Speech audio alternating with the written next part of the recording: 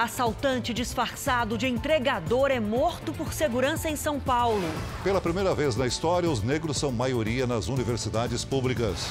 Bolsonaro quer expandir negócios com países do BRICS. Vendas no comércio crescem e registram o melhor setembro dos últimos 10 anos. Partidários de Juan Guaidó deixam a embaixada da Venezuela em Brasília. Presidente interina da Bolívia assume o poder e promete novas eleições. Na série especial, o aumento do consumo do álcool entre os mais velhos.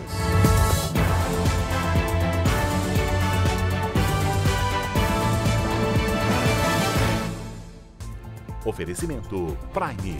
Invista com quem conhece você.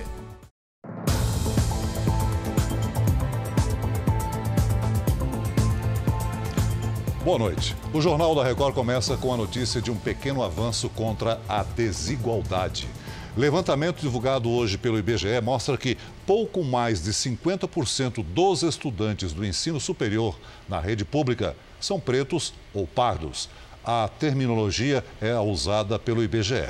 Essa é a primeira vez na história que os negros são maioria nas universidades públicas. Mas esse aparente equilíbrio ainda está longe da realidade em outras áreas, como emprego, distribuição de renda, violência e acesso à justiça. Já são quase 4 meses de angústia. Não tem um dia que a minha mãe não chora. Um dia que o filho dele não chama por ele. O irmão de Daiane está preso, suspeito de roubar um celular. O crime foi neste parque em São Paulo, onde ele faz bicos para vendedores de comida. Nesse vídeo, a mãe da menina, que teve o celular roubado, acusa o rapaz. Você já é malandrão, você já tá com medo. Rafael, que tem 29 anos e já cumpriu pena por roubo, esperou pela polícia. Não sou eu tô com a minha consciência limpa. O celular não estava com ele. Mas o reconhecimento foi suficiente para Rafael ser detido e processado. Para provar a inocência dele, o advogado mostra um vídeo em que o rapaz, no horário aproximado do roubo, aparece num supermercado, de onde voltou para entregar uma encomenda no parque. Porque a todo tempo a suposta vítima dizia: você é malandrão, você é malandro, foi você mesmo. Então, por que o Rafael é malandrão? Por quê? Porque ele estava de bicicleta, porque ele era negro, porque ele estava de boné. Por que o Rafael é malandrão? As desigualdades entre brancos e negros no país, tão fáceis de perceber no dia a dia, são retratadas em detalhes nos números da pesquisa divulgada hoje pelo IBGE. A análise das condições de vida, das oportunidades, mostra o tamanho do abismo hoje entre os brasileiros de acordo com a cor da pele. No mercado de trabalho, os brancos ganham quase 74% a mais do que a população preta e parda. Essa terminologia é do IBGE. Entre os brasileiros mais pobres, 8 em cada 10 são negros. A representação na política também é pequena. Na Câmara Federal, por exemplo, de cada 4 deputados, 3 são brancos. Pretos e pardos sofrem mais com a violência. Têm quase 3 vezes mais chance de ser vítimas de homicídio. As condições de moradia, os locais onde a população mais pobre reside, o mercado de trabalho, é esse conjunto de desigualdades que expõe a população negra de modo mais acentuado à violência. Para a família do Rafael, o preconceito leva à injustiça. Se meu irmão fosse branco, será que ele ainda estaria preso? Será que aconteceria tudo isso que aconteceu com ele? O Ministério Público de São Paulo não quis gravar a entrevista, mas disse que há provas contra Rafael, tanto que a prisão foi mantida pelo juiz do caso. Nós não conseguimos falar com a vítima que teve o celular roubado. Em um mês, Rafael terá uma nova audiência. O advogado dele entrou com um habeas corpus para que ele responda em liberdade. Um criminoso foi morto durante uma tentativa de assalto a uma mulher num centro empresarial em São Paulo. O segurança que acompanhava a vítima reagiu e evitou o roubo. A mulher chega ao prédio para uma consulta médica às 2h da tarde. Ela sai do carro, abre a porta traseira e pega a bolsa, sempre vigiada por um segurança particular. Quando a vítima dá a volta no veículo e abre a outra porta traseira, um falso entregador de comida se aproxima de moto. O segurança desconfia, dá alguns passos para trás. É nesse momento que o criminoso saca a arma e anuncia o assalto. A mulher corre e o segurança reage. A polícia suspeita que o assaltante seguiu o carro da vítima desde que ela saiu de um shopping aqui na região. A arma do criminoso falhou. Ele correu alguns metros, mas foi baleado e caiu bem aqui nesta calçada. Morreu logo em seguida. Você falou que ele estava seguindo ela lá da Faria Lima e que eles estavam vindo, já via que ele ia roubar. Então eles já estavam preparados já. Para a polícia, o disfarce de entregador de comida foi usado para tentar roubar o relógio da vítima. Ela é esposa de um empresário da indústria química. A mulher e o segurança não sofreram ferimentos. Preso no Rio de Janeiro, o suspeito pela morte da menina Kathleen Gomes, de 5 anos. Segundo a polícia, ele faz parte de uma milícia. O suspeito foi preso em casa e foi levado no início da noite à delegacia.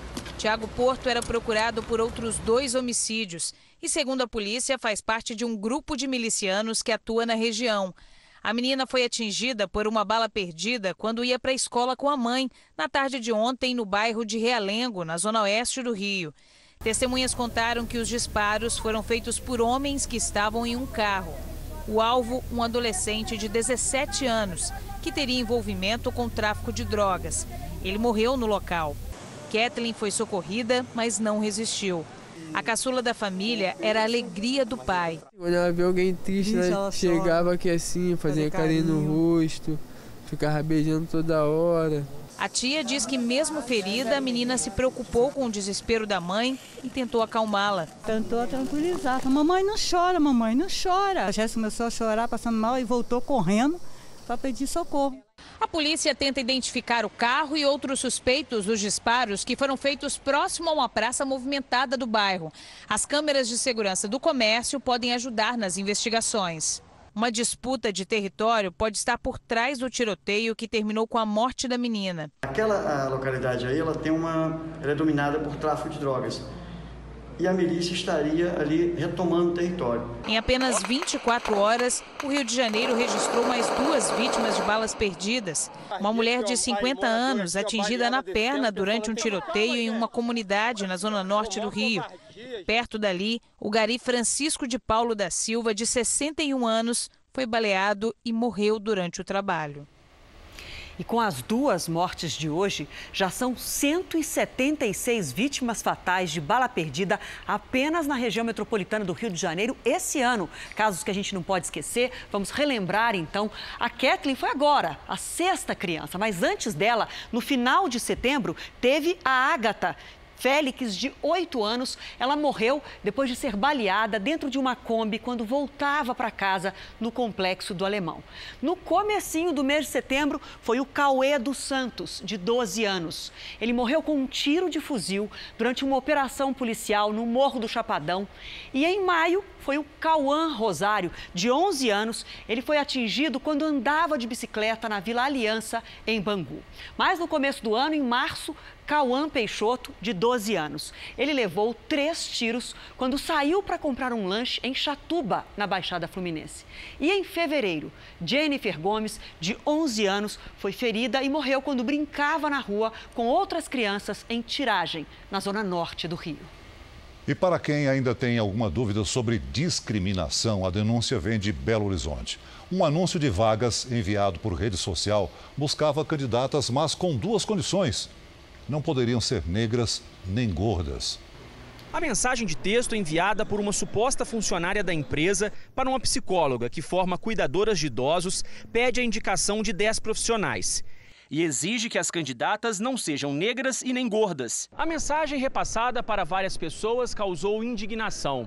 Uma cuidadora de 41 anos denunciou o anúncio e registrou um boletim de ocorrências por racismo. Eliângela, que trabalha há 7 anos como cuidadora, conta que sofreu preconceito e diz que a denúncia foi um desabafo contra a discriminação racial. Um misto de emoção, de raiva, de repúdio, de pensar que ainda existe ser humano capaz de fazer isso. A psicóloga ainda chegou a enviar outra mensagem logo depois, dizendo que não se sentia bem, mas que eram as condições da empresa.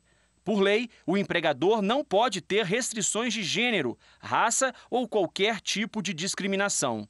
Para a Eliângela, é preciso ter respeito. Eu quero que as pessoas da pele negra como eu tenham mais coragem de falar de sentimento, de coisas que elas vivem todos os dias, para que isso pare. A empresa que oferece o serviço de cuidadores informou que repudia todo ato de racismo e discriminação. Disse ainda que a psicóloga que repassou a mensagem não trabalha na empresa e está investigando possíveis desvios de seus funcionários. A psicóloga que enviou as mensagens não quis dar detalhe do caso.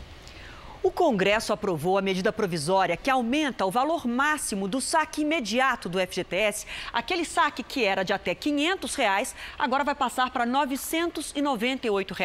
Essa medida vale para os trabalhadores que têm até um salário mínimo de saldo na conta do fundo. E o calendário dos saques continua o mesmo, seguindo a data de aniversário do trabalhador.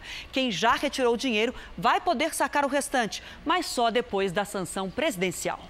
E o comércio registrou o melhor mês de setembro dos últimos 10 anos, segundo dados divulgados hoje pelo IBGE. Um dos motivos do crescimento foi o sucesso de uma nova data para promover o comércio no país, a Semana do Brasil.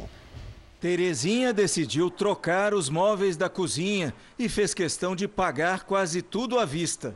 Ele vai guardando para poder dar uma entradinha boa, para não ficar tão pesado no orçamento. O segmento de móveis e eletrodomésticos puxou o aumento das vendas em setembro, seguido de tecidos, vestuário e calçados e artigos de uso pessoal e doméstico. 7 das 8 atividades pesquisadas pelo IBGE tiveram ganhos. Na média, o volume de vendas do comércio cresceu 0,7% em setembro em comparação com o mês anterior. Há 10 anos, o comércio não apresentava um crescimento tão expressivo. Esse foi o melhor resultado para o mês de setembro desde 2009, quando foi registrado um ganho de 1,1%.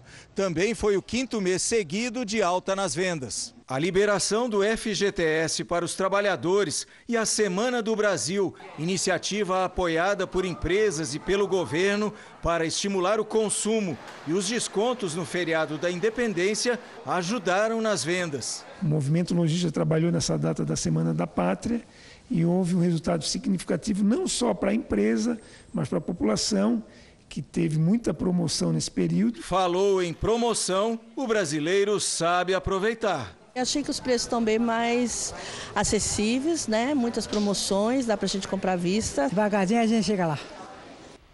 O Instituto Nacional de Estudos e Pesquisas Educacionais divulgou hoje o gabarito do Exame Nacional do Ensino Médio, o Enem. Atenção, estudantes, uma das maneiras de conferir as respostas da prova é pelo r7.com. É só digitar r7.com/Enem.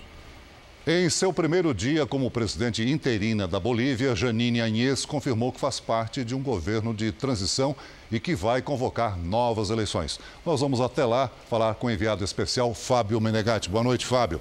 Ontem, a senadora Jeanine Áñez se autoproclamou presidente, se afirmando como governante do país. Hoje a gente pode dizer que ela é oficialmente a presidente? Olá, Celso, boa noite a todos. Olha, de uma certa forma, sim, Jeanine Áñez não teve ainda o apoio do Congresso Nacional, mas ela conseguiu se legitimar com a Corte Suprema do país. E hoje ela também recebeu o suporte das Forças Armadas e da Polícia da Bolívia. E no final da tarde definiu o novo comandante das Forças Armadas.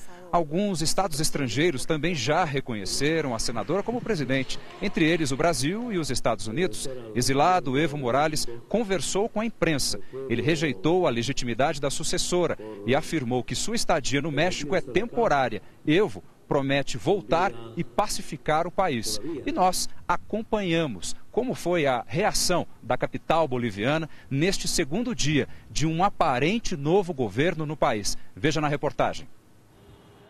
La Paz começa a voltar à normalidade. Mas Camilo acredita que ainda vai demorar para retomar a rotina. Possivelmente umas 2 semanas, pode ser. Próximo ao Palácio do Governo, apoiadores do ex-presidente Evo Morales tentavam chegar à sede da presidência. O Palácio Presidencial e o Congresso Nacional ainda permanecem cercados. E os manifestantes que chegam são barrados por essas cercas. Do outro lado, policiais e tropas do Exército. Militares que acabaram de sair ali do palácio são cercados pelos manifestantes. Eles dificultam a saída do carro. A situação começa a ficar um pouco mais tensa aqui. Reforço vai chegando, inclusive gás lacrimogênio. Eles lançam bombas de gás lacrimogênio aqui próximas. A situação vai ficando mais tensa aqui. Na confusão, uma mulher foi presa. Veneza, na Itália, enfrenta um dos piores alagamentos dos últimos 50 anos. Pelo menos 2 pessoas morreram. A inundação foi causada por fortes chuvas que coincidiram com a lua cheia e provocaram a maré alta. De acordo com as autoridades, a água chegou a 1,90 m de altura, uma marca histórica. Portos, gôndolas e balsas, que servem como táxis aquáticos, foram danificados. Escolas, teatros e clubes estão fechados. Locais turísticos ficaram inacessíveis. O prefeito de Veneza afirmou que as inundações são um efeito das mudanças climáticas e pediu ajuda ao governo central. A população cobra mais agilidade na construção de uma rede de barreiras para conter esses alagamentos. A obra, que começou em 2003, é alvo de escândalos de corrupção. Por enquanto, a previsão é de que ela seja entregue só daqui a 2 anos. Já o primeiro-ministro italiano Giuseppe Conte disse que o projeto será concluído o mais rápido possível. Veja a seguir, Brasil e China assinam acordos no primeiro dia da reunião do BRICS, em Brasília. E ainda nesta edição, cresce o consumo de álcool entre os brasileiros com mais de 55 anos.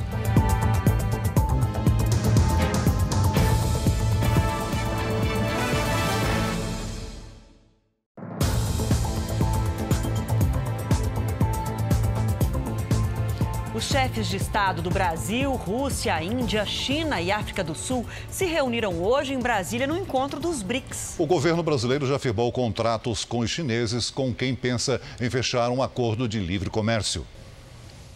A cúpula dos BRICS é um momento também de reuniões privadas, as chamadas bilaterais. Para o presidente da China, Xi Jinping, o governo brasileiro preparou um almoço no Palácio do Itamaraty.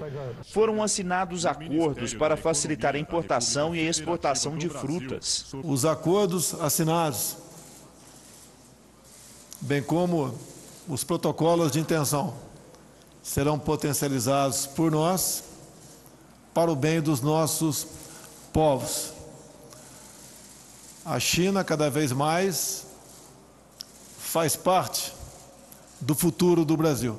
Todos nós, brasileiros e chineses, temos o que ganhar com momentos como esse.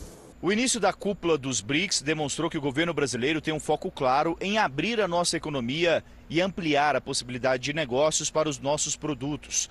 O ministro da Economia, Paulo Guedes, confirmou que começou a negociar com a China um acordo de livre comércio entre os 2 países, nos moldes do que foi feito com a União Europeia. Bolsonaro também esteve com o primeiro-ministro indiano, Narendra Modi. O presidente foi convidado a visitar a Índia no ano que vem e aceitou. Em outro evento, 5 líderes participaram do Fórum Empresarial dos BRICS. Xi Jinping, presidente da China, disse que a comunidade empresarial é a principal força dos BRICS e que eles estão dispostos a abrir a economia e receber mais produtos e alimentos importados. Vladimir Putin, presidente da Rússia, falou que a economia mundial está em recessão e que isso é reflexo do protecionismo e guerras alfandegárias praticadas por alguns países. Jair Bolsonaro aproveitou a presença dos empresários para falar que o ambiente de negócios melhorou no Brasil. O Brasil mudou. O Brasil começou a abrir o seu mercado para o mundo. Com medidas concretas, cada vez mais nós recuperamos a confiança do mundo. Brasília mudou a rotina para receber alguns dos maiores líderes mundiais. Para garantir a segurança, 10 mil militares foram às ruas. Força Nacional, Polícia Militar e Exército estarão mobilizados até amanhã à noite. A esplanada dos ministérios foi interditada e os principais prédios públicos, como o Palácio do Planalto, Congresso Nacional e Supremo Tribunal Federal, tiveram a segurança reforçada. No céu, só helicópteros do Exército com autorização para abater qualquer aeronave ou drone não identificados. Pelas ruas, um desfile de comitivas, como a do presidente russo Vladimir Putin. Ele trouxe 2 limusines blindadas iguais para evitar ser identificado dentro de um dos veículos. Os principais hotéis de Brasília chegaram à lotação de 80% para esses 2 dias da cúpula, quase 30% acima da média. Boa parte pela presença de cerca de 800 empresários dos 5 países, que se reúnem para debater propostas de cooperação que serão apresentadas aos 5 chefes de Estado. Procuramos desenvolver uma maior aproximação entre esses países desse grupo, dos BRICS, para que a gente possa facilitar sempre as operações comerciais, mas também os investimentos, enfim, tudo aquilo que pode ser transferido ou aprendido de um país para outro.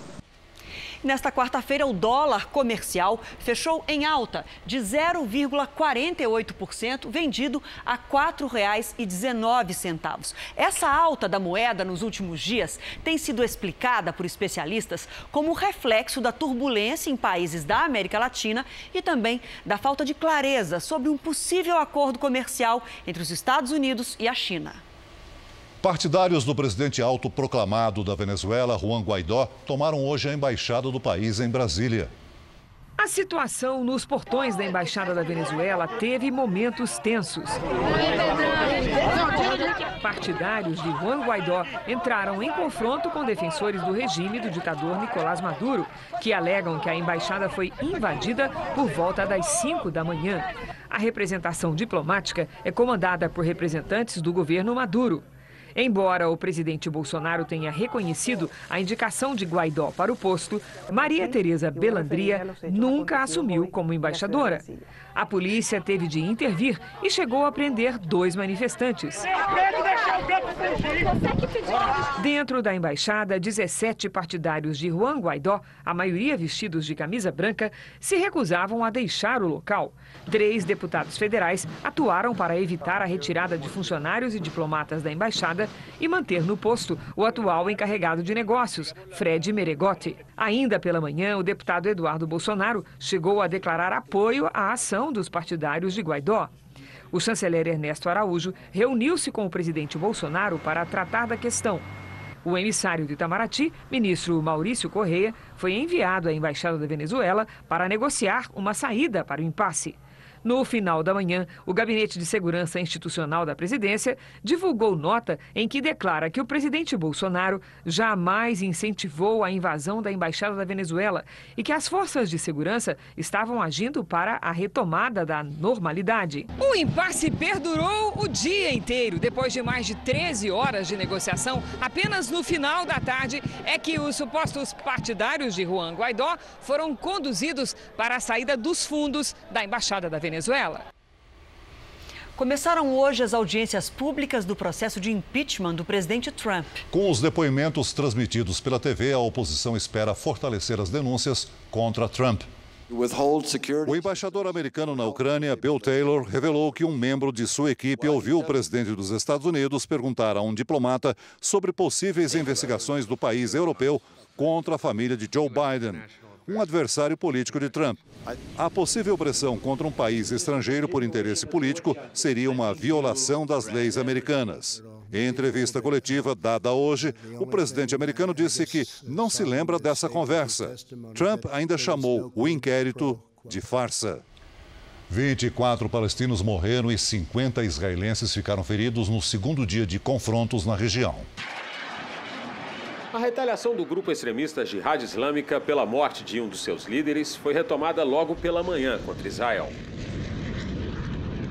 Os mísseis que saíram de Gaza chegaram à região de Jerusalém. Outros caíram mais próximos. Nós estamos em Ashkelon, a menos de 15 quilômetros da faixa de Gaza. Nas últimas 24 horas, pelo menos 300 mísseis foram lançados contra Israel e 50 caíram aqui ou foram interceptados pelo sistema antimísseis. A cidade está praticamente vazia e parada. A Força Aérea Israelense reagiu aos ataques. Por conta dos bombardeios, mais de 1 milhão de pessoas está em abrigos antiaéreos.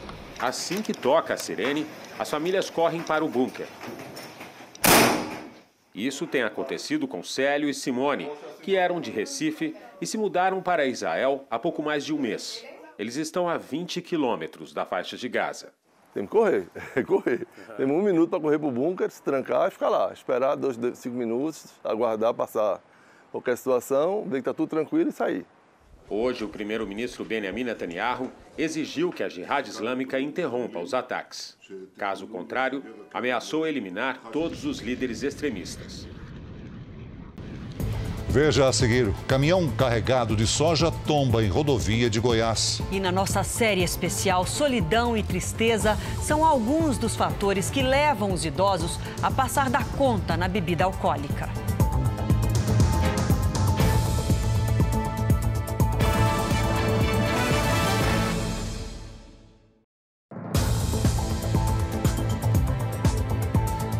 No Paraná, 2 pessoas foram presas com 300 quilos de uma droga sintética que nunca havia aparecido no Brasil. O laboratório clandestino em Piraquara, na região metropolitana de Curitiba, distribuía a droga para todo o país. O local era improvisado e sujo. Segundo a polícia, um casal comandava o esquema. A Kraton era vendida pela internet como remédio. A promessa era aliviar dores. A droga também tem um efeito estimulante. Foi a primeira apreensão da droga no Brasil. Os policiais encontraram 300 quilos da Kraton prontos para a venda. O casal, preso em flagrante, confessou que trazia as folhas de mitragina, a matéria-prima da droga, da Indonésia. Eles transformavam a planta em pó ou em cápsulas e despachavam tudo pelos correios. Aqui no Brasil não há permissão de venda, portanto, não existe registro na vigilância sanitária. Além disso, a procedência é ignorada, na embalagem não consta data de validade, não consta efeitos colaterais, não consta os componentes dessa substância. Consumida em altas doses, a droga tem efeitos semelhantes à morfina. A Kraton já matou 91 pessoas nos Estados Unidos por overdose.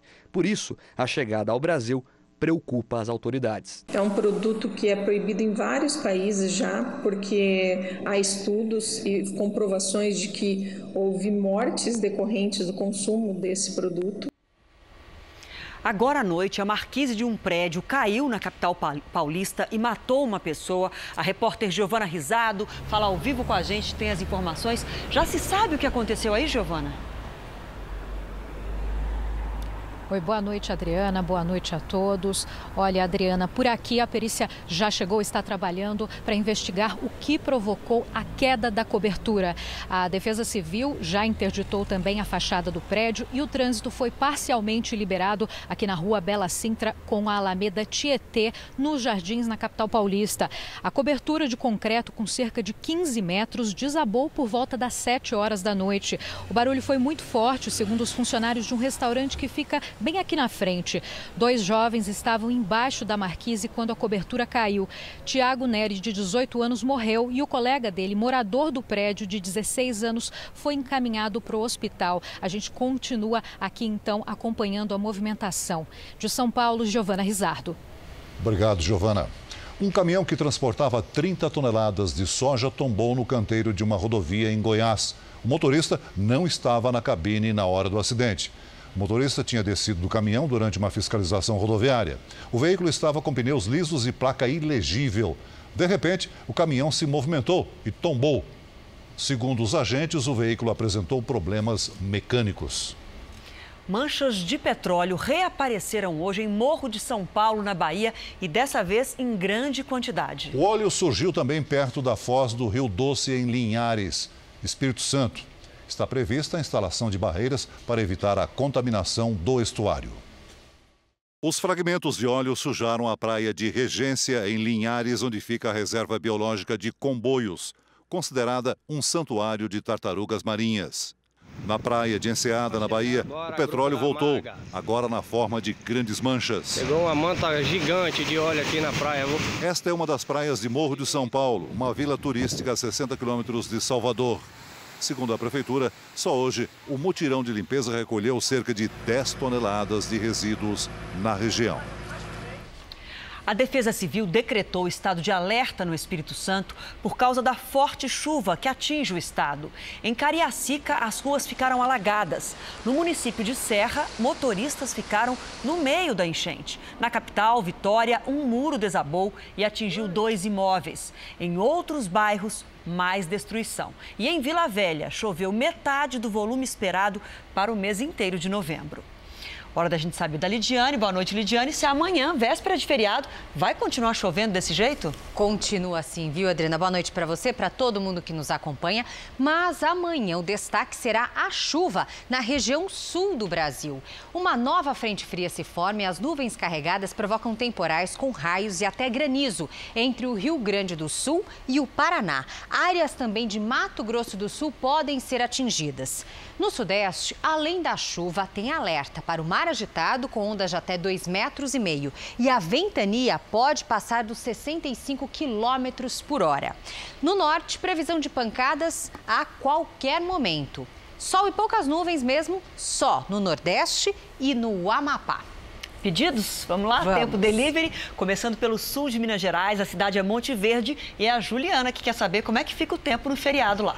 Olha só, Juliana, para quem quer manhãs e noites frias, Monte Verde é perfeita. No domingo, olha só, mínima de 9 graus. Deve chover todos os dias e quem pegar estrada na sexta-feira, atenção, porque tem previsão de temporais. Chuvinha boa para tomar uma sopinha, né? Agora, o Adnísio Almeida, ele é de Santana, na Bahia, diz que tá uma seca brava por lá. Como é que vai ser? Vai ter virada lá, não? Tem. Aguenta mais um pouquinho só, viu, Adnísio? Porque a partir de sábado tem chance de pancadas e no domingo, aí sim, vem a chuva tão esperada.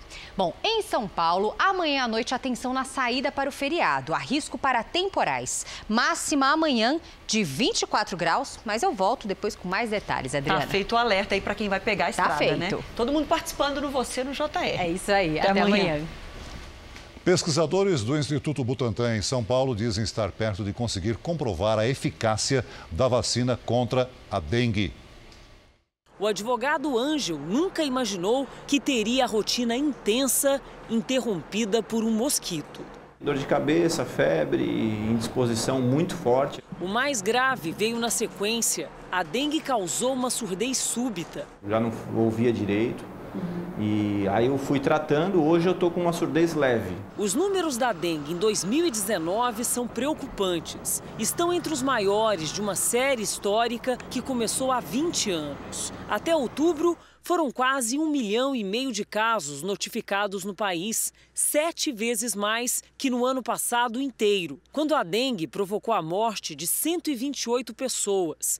Esse ano, a dengue já causou 689 mortes. Há 10 anos, cientistas do Instituto Butantan, em São Paulo, pesquisam a vacina. Agora, dizem que estão na fase final de testes. Os vírus foram atenuados, modificados, com a intenção de que eles sejam capazes de estimular o sistema imunológico da pessoa com apenas uma dose da vacina e que haja proteção contra os 4 vírus. Em todo o Brasil, em várias regiões do país, 16 centros de pesquisas clínicas participaram do estudo, considerado um dos mais completos até agora.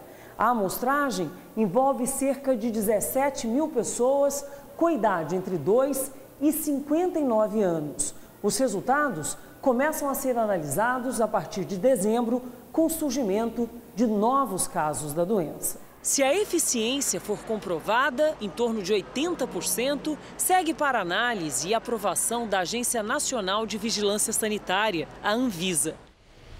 Você acha que conhece os sintomas da dengue e sabe se prevenir contra a doença?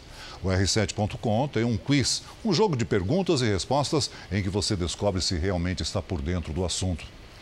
O consumo de bebidas alcoólicas cresceu entre os brasileiros com mais de 55 anos e, infelizmente, o número de mortes também aumentou. Solidão e tristeza são alguns dos fatores que levam ao vício na terceira idade. Eu comecei a beber mesmo, foi depois que eu parei de trabalhar. Você pensava que você estava bem, quando você ia ver, você já tinha subido. Pegar o copo com as duas mãos, que você não conseguia pegar, não conseguia.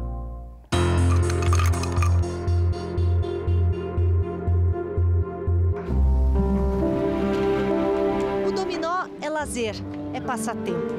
Para esses homens, mais do que isso, é um ganha-tempo. Cada minuto aqui é um a menos com um copo na mão.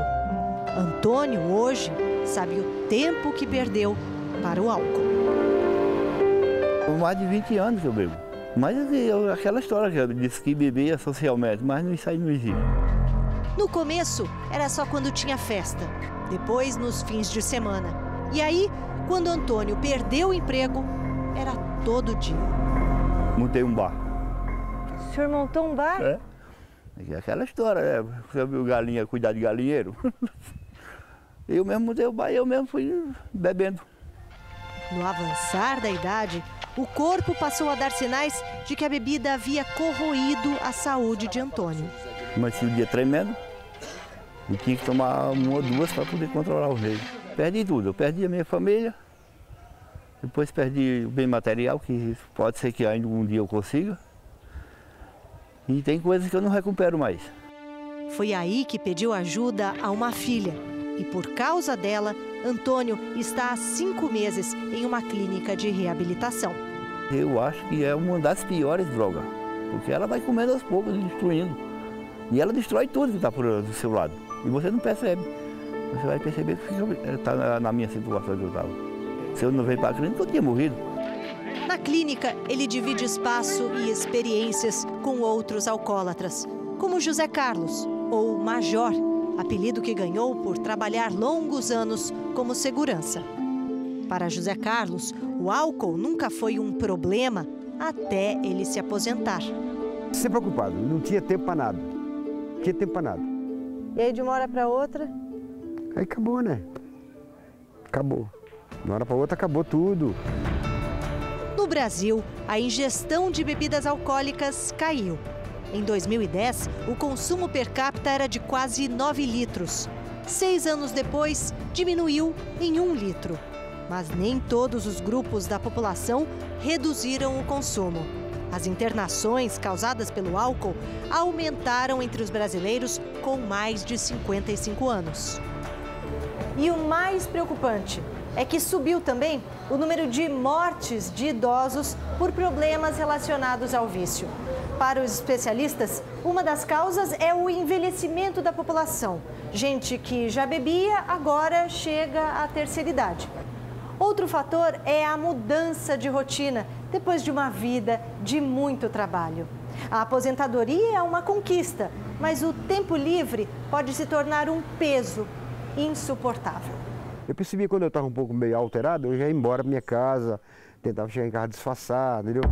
Com tempo de sobra, o alcoolismo pegou rápido, como ele mesmo diz. Eu me sinto vazio, sim, nessa parte eu me sentia vazio. A depressão é comum na terceira idade. E em vez de buscar auxílio médico e ter um remédio que possa combater isso, eles vão e buscam o álcool.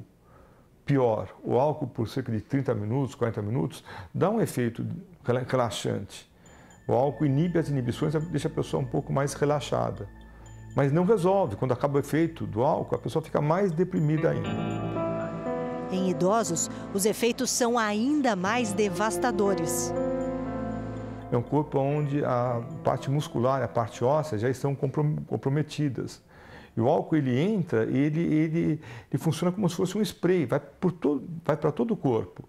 Ele vai para o cérebro, ele vai para o fígado, ele vai para os músculos, ele vai para os ossos. Este homem ouviu da médica quase que uma sentença de morte. Ela bateu assim e falou assim para mim, então eu não sou um sarcástico, eu achei, né? Falou assim, o senhor não tem mais fígado. Nossa, eu fiquei muito bravo, cara. Não disse nada, né? Mas fiquei muito bravo com ela quando ela falou que não tinha mais fígado. Por que ficou bravo? Porque eu achei que era um desaforo falar aquilo para mim. Paulo bebeu pela primeira vez quando era adolescente e se lembra da sensação até hoje. Foi assim um esplendor. Quando eu tomei aquilo, eu almocei, a comida deu outro gosto. E aí começou a fazer parte da minha vida, sempre, né, aquele hábito. Depois do casamento, as bebedeiras viraram rotina. Todo mundo falou, álcool, ou cachaça, ou pé de cana, tal. Para mim não tinha efeito negativo, né? E cada vez bebendo mais. E E aí veio a aposentadoria. Depois que eu parei de trabalhar, eu tinha de manhã, tarde e noite para beber. E foi na reunião do grupo dos Alcoólicos Anônimos que ele conseguiu se reconhecer na história daquelas pessoas. Aquele carinho, aquela maneira do pessoal me receber, de conversar, de me tratar. Nunca se reconheceu alcoólatra? Nunca me reconheci alcoólatra. Quase 100% dos casos existe o que nós chamamos de negação. O médico pergunta, por que o senhor está aqui? A pessoa fala, não sei por que eu estou aqui. A esposa fica brava, fala, ele está aqui porque ele bebe muito. E o paciente fala, eu? Paulo perdeu o irmão, o sogro, a cunhada, todos para o álcool. Hoje, ele está há 17 anos sem beber. É como eu falei, eu tenho uma doença, eu tenho uma predisposição. Coisa que eu não sabia, né? Eu não sou aquele vício, eu não sou o safado, eu não sou o sem vergonha, por isso. Se eu não tivesse chego em Alcoólicos Anônimos, eu não teria visto aí esse monte de neto que eu tenho aí, né? Uma família feliz e os filhos, né, que hoje me adoram. O Jornal da Record termina aqui. Você pode assistir a edição de hoje na íntegra no Play Plus. E não se esqueça, o Jornal da Record também tem versão em podcast. É só acessar o Play Plus e as nossas outras plataformas digitais. E à 00:30 tem mais Jornal da Record com o Sérgio Aguiar. Fique agora com a Fazenda, com o Marcos Mion. A gente volta a se encontrar amanhã aqui no JR. Até lá. Boa noite e até amanhã.